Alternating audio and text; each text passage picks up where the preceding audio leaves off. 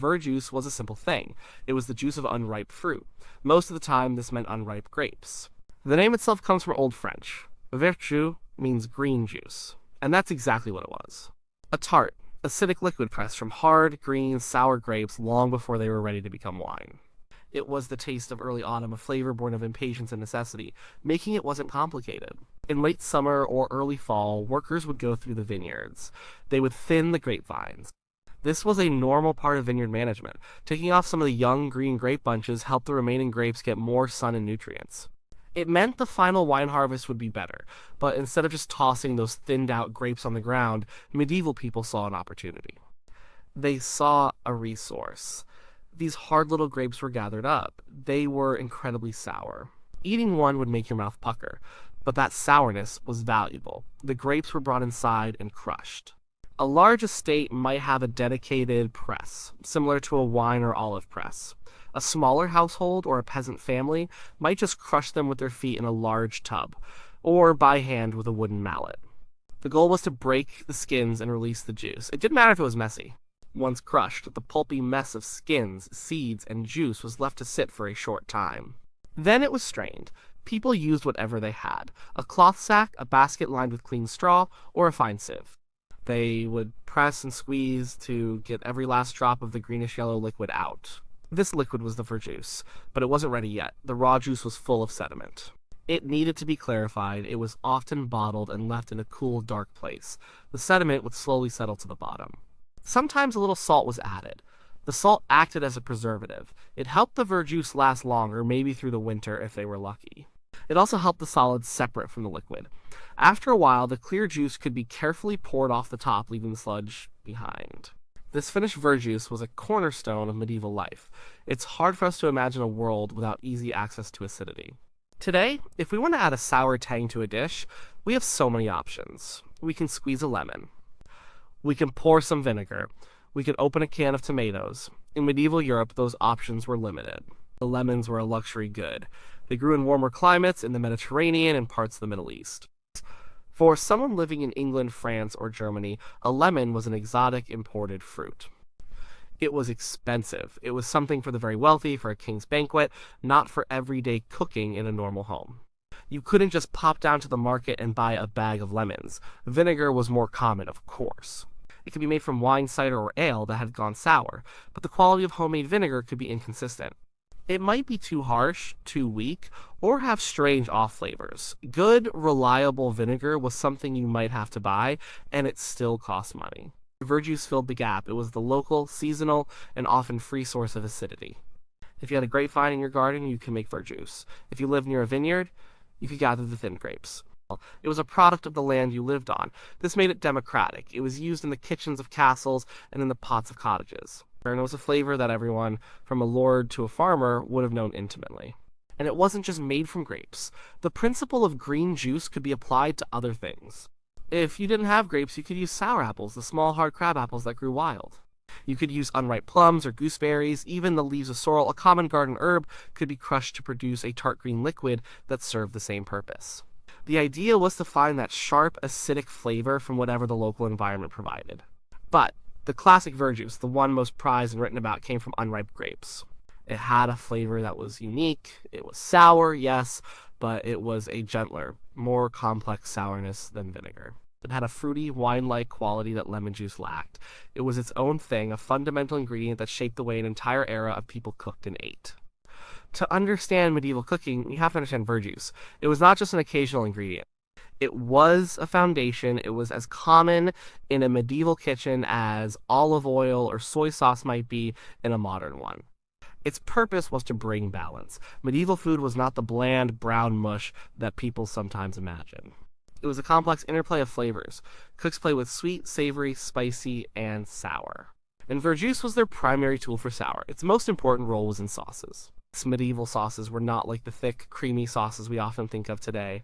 They were thinner, sharper, and designed to cut through the richness of roasted or boiled meats. A big piece of fatty pork, goose, or venison could be overwhelming on its own.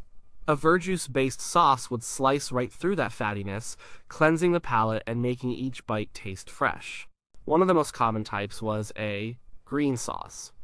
There were many variations, but the core was always the same. Fresh herbs like parsley, sage, and mint would be pounded into a paste in a mortar. This green paste would be thinned with verjuice. Sometimes breadcrumbs were added to give it a little body, and maybe a pinch of ginger or pepper for warmth. This sauce was vibrant, fresh, and sharp. It would be served with everything from roasted chicken to boiled fish. It was a splash of summer on the plate. Verjuice was also crucial for darker, spicier sauces. Imagine a sauce for a wild boar. The cook might start by browning the meat. After taking the meat out, they would pour verjuice into the hot pan. The acid would bubble and hiss, lifting all the caramelized, flavorful bits stuck to the bottom. This is a technique we still use today, called deglazing.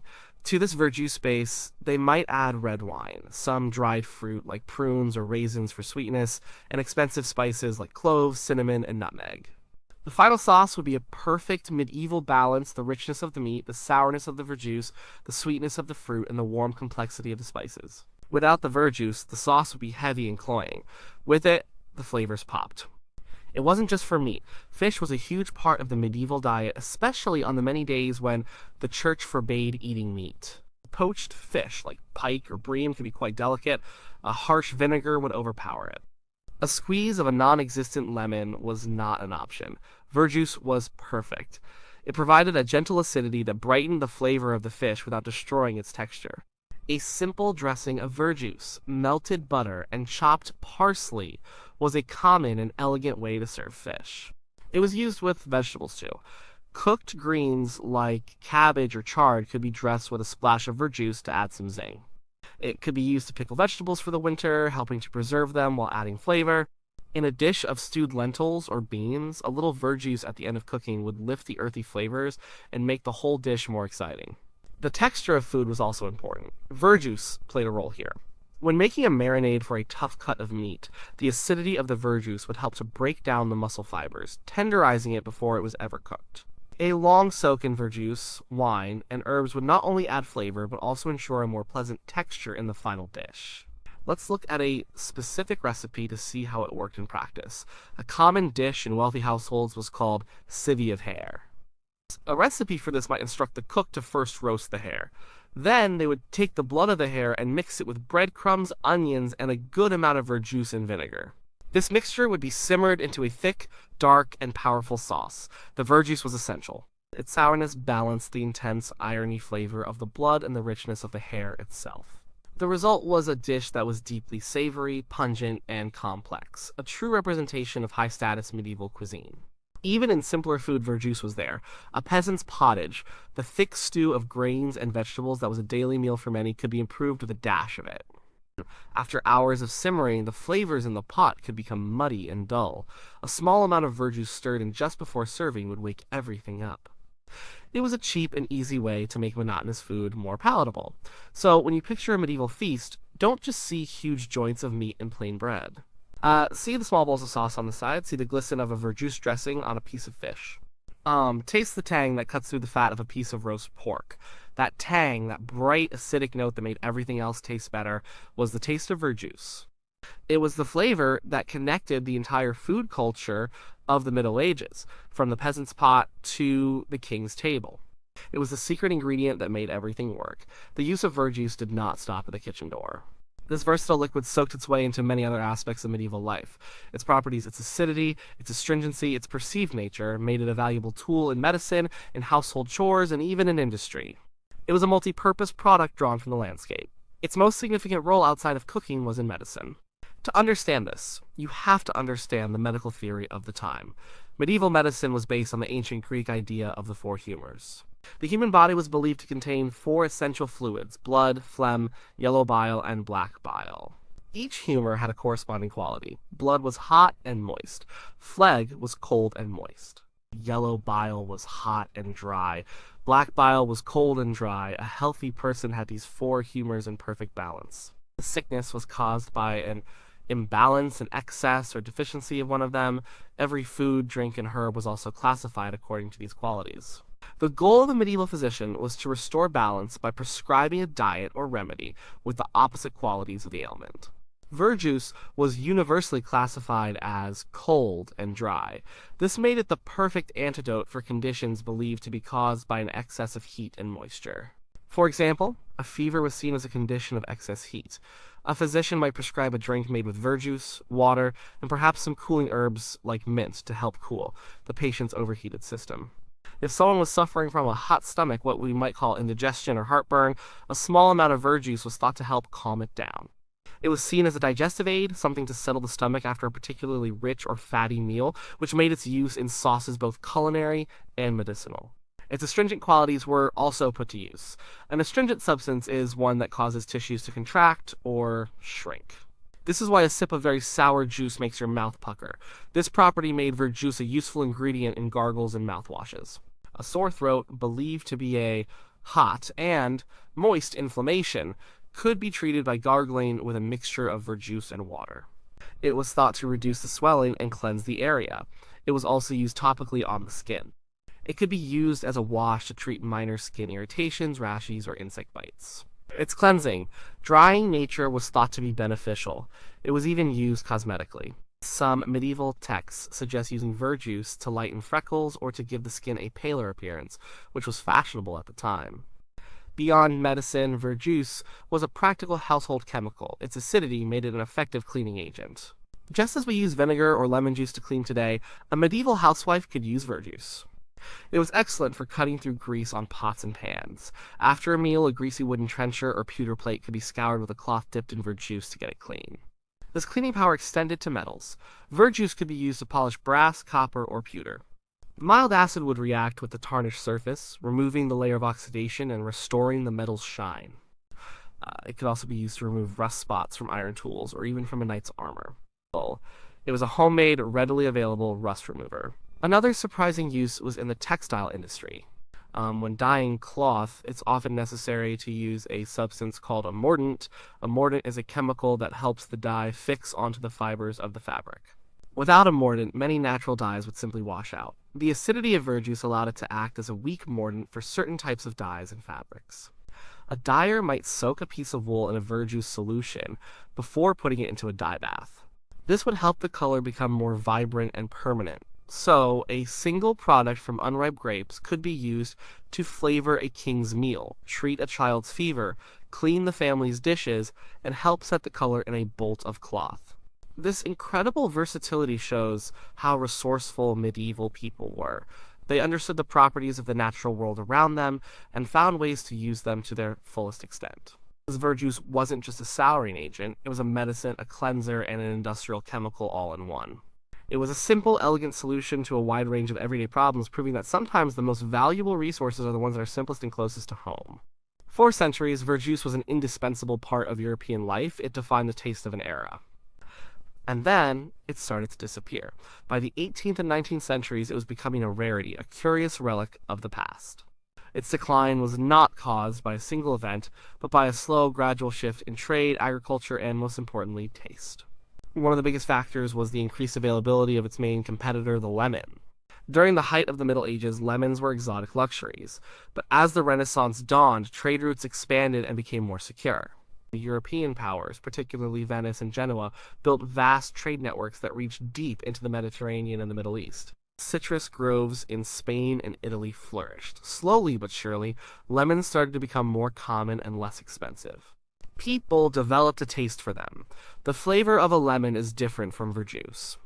It is brighter, more aromatic, and has a clean, zesty quality. Verjuice has a more subtle wine-like sourness. As lemons became a more regular feature in the kitchens of the wealthy, they began to be seen as more refined and fashionable. Verjuice, the homemade rustic alternative, started to seem a little old-fashioned. At the same time, the production of vinegar was improving. Methods became more scientific and controlled. It was possible to produce large quantities of consistent, high-quality vinegar. It was no longer just a household product made from leftover wine, it became a commercial industry. This reliable, shelf-stable, and relatively inexpensive vinegar could do many of the jobs that verjuice once did, especially in pickling and preserving. But perhaps the most profound change came from the other side of the world. The Columbian Exchange, the vast transfer of plants, animals, and culture between the Old World and the Americas, completely reshaped the European diet. And one of the most important new arrivals was the tomato. It's difficult to overstate the impact of the tomato on European cuisine, especially in the South. Before the tomato, many Italian and Southern French dishes would have relied on verjuice for their acidity. The tomato provided a new kind of acidity, one that was fruity, savory, and came with its own rich flavor and body. As Europeans gradually accepted this strange new fruit from the Americas, it began to take over the role that verjuice had once played in stews, braises, and sauces. The rise of tomato-based cuisine was a major blow to the reign of verjuice. Tastes were also changing in a more fundamental way. The medieval palate loved the combination of sweet and sour. A typical sauce for meat would often include verjuice for sourness and honey, or dried fruit for sweetness. During the Renaissance and into the Enlightenment, culinary tastes began to shift. French cuisine, which became the standard for fine dining across Europe, started to emphasize the separation between sweet and savory. Savory dishes became more purely savory, and sweet dishes were relegated to the end of the meal as dessert. This new style of cooking had less need for a constant souring agent like verjuice. Sauces began to be based on butter, cream, and stocks. Acidity was still used, but more sparingly, as a final touch from a squeeze of lemon or a dash of refined vinegar, rather than as the foundation of the sauce. The whole flavor profile of European food was changing, and verjuice was part of the old world that was being left behind. By the 19th century, verjuice had all but vanished from most kitchens. It survived in some rural, traditional pockets of France and the Middle East, where old ways died hard. But in the cities and in the mainstream cookbooks of the day, it was gone. It became a historical footnote, a strange word you might encounter in an old manuscript. Its disappearance wasn't a failure. It was a natural evolution. Verjuice had served its purpose brilliantly for 1,000 years. It was the perfect ingredient for its time and place. But time moved on, the world got bigger, new ingredients arrived, and the way people ate changed forever. Verjuice, the humble green juice, simply wasn't needed in the same way anymore. For a long time, verjuice was little more than a historical curiosity.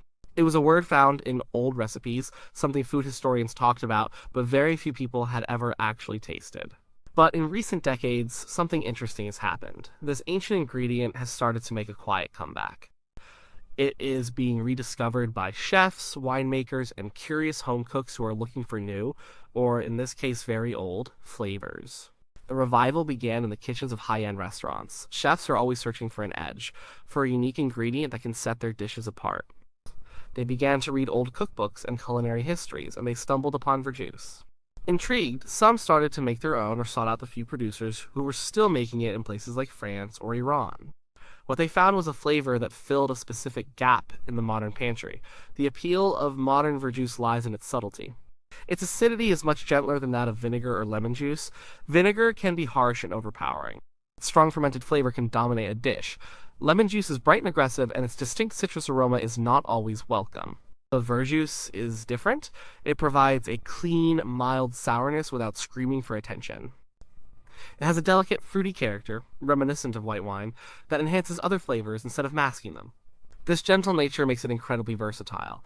For a salad vinaigrette, using verjuice instead of vinegar results in a dressing that is much softer and less sharp. It allows the flavor of the olive oil and the fresh greens to come through more clearly. It is particularly good with delicate seafood. A powerful acid like lemon juice can cook raw fish, as in a ceviche, by denaturing its proteins. Verjuice is not acidic enough to do this. This means it can be used to dress raw oysters or a delicate fish crudo, adding a bright note without changing the food's texture. Modern chefs also use it just as their medieval counterparts did for deglazing a pan.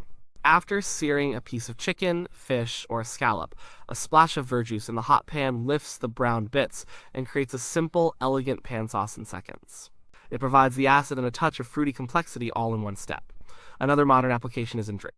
Bartenders and mixologists have embraced verjuice as a souring agent in cocktails. It can be used in place of lemon or lime juice to create a drink with a different, more nuanced sour profile. It's also become popular in non-alcoholic cocktails. It provides the acidic bite that is often missing from mocktails, making them more balanced and adult. This renewed interest has led to a small but growing market for commercially produced verjuice. It is often made by wineries. They have a ready supply of unripe grapes from their seasonal thinning process, the very same process that provided the grapes for verjuice in the Middle Ages. They press the green grapes and bottle the juice, often with no additives, creating a pure taste of the vineyard. You can now find bottles of verjuice in specialty food shops, at farmers markets in wine-growing regions, and from online retailers. For the home cook, experimenting with verjuice is like opening a window to the past. Using it to make a sauce for roast chicken or to dress a simple salad connects us directly to the flavors of a medieval kitchen. It reminds us that cooking is an ongoing story, and that old ideas can sometimes become new again. Verjuice will probably never be as common as lemons or vinegar. It will likely remain a niche specialty ingredient. But its return is significant. It shows a growing appreciation for subtle flavors and a desire to understand our culinary heritage. It is a simple, honest ingredient made from a part of the harvest that might otherwise go to waste. It tells a story of seasonality, of resourcefulness, and of the enduring human need for that bright, essential taste of sour. The green juice has come full circle, from a medieval necessity to a modern-day treasure.